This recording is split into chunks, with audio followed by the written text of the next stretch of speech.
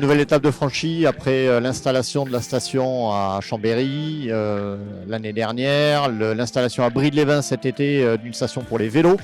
C'est une nouvelle étape, la pose de la première pierre à Moutier pour la future station du projet Zero Emission Valley qui vient compléter le maillage des 20 stations à terme sur toute la région. Donc c'est une station qui elle, va pouvoir alimenter 100 kg par jour. 100 kg par jour, c'est 1 kg 100 km. Donc 1 kg 100 km, 100 kg, vous voyez qu'on est à 10 000 km par jour déjà, donc ce qui veut dire qu'on est capable d'alimenter plusieurs dizaines de voitures, voire même centaines de voitures, et puis, ou alors des véhicules plus lourds, des bus, des camions, où là on va chiffrer également en dizaines de véhicules par jour. Ça va nous permettre de faire du Genève-Val d'Isère sans avoir besoin de passer par Chambéry sur un des deux trajets. Je pense que d'ici quelques années, pratiquement tous les véhicules qui feront les stations de ski dans la région seront soit électriques, soit hydrogène.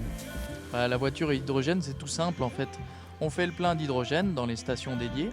Le plein est fait maximum en 8 minutes et ensuite la voiture, avec l'hydrogène, un procédé chimique, transforme l'hydrogène en électricité et rejette de l'eau.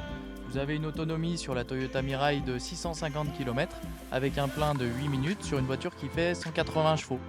Cette station ici à Moutier, elle est très symbolique. D'abord de la confluence que représente Moutier et du nombre de véhicules qui passent ici tous les jours.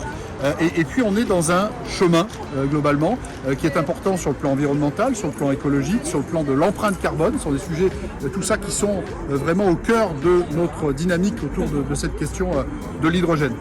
On travaille parallèlement sur les mobilités lourdes, les bennes à ordures ménagères, les balayeuses, les bus, les trains aussi. Et la région Auvergne-Rhône-Alpes a pris un engagement très fort dans cette direction. Laurent Wauquiez est très engagé sur ce sujet. Les applications qui sont devant nous sont très nombreuses. Si je reprends ce seul exemple du groupe électrogène, ça veut dire que désormais, sur un site isolé, nous sommes capables d'alimenter en électricité sans faire de bruit et sans avoir à remettre du carburant dans un appareil. Donc l'hydrogène provient d'une bouteille. Donc vous avez différentes contenances de 15 litres, 20 litres. Ce sont des bouteilles qui sont à 200 bars avec un détendeur et vous amenez l'hydrogène directement en groupe, ici sur le côté. Cet hydrogène est utilisé par la pile à combustible qui, en associant l'hydrogène à de l'oxygène, produit de l'électricité. Et on ouvre cette station qui va permettre justement d'alimenter en véhicule propre, d'irriguer en véhicule propre ces trois vallées.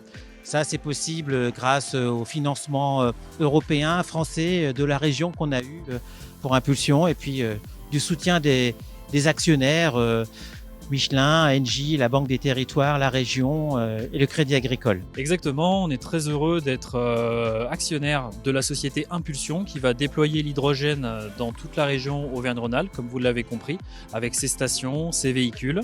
Et puis, on est aussi là pour expliquer à nos clients sur le secteur de Moutier aujourd'hui comment acheter un véhicule, quels sont les véhicules qui sont en fonctionnement et puis comment le financer. L'hydrogène a plusieurs usages. On est déjà en train de travailler avec des constructeurs de dameuses pour avoir des dameuses à hydrogène.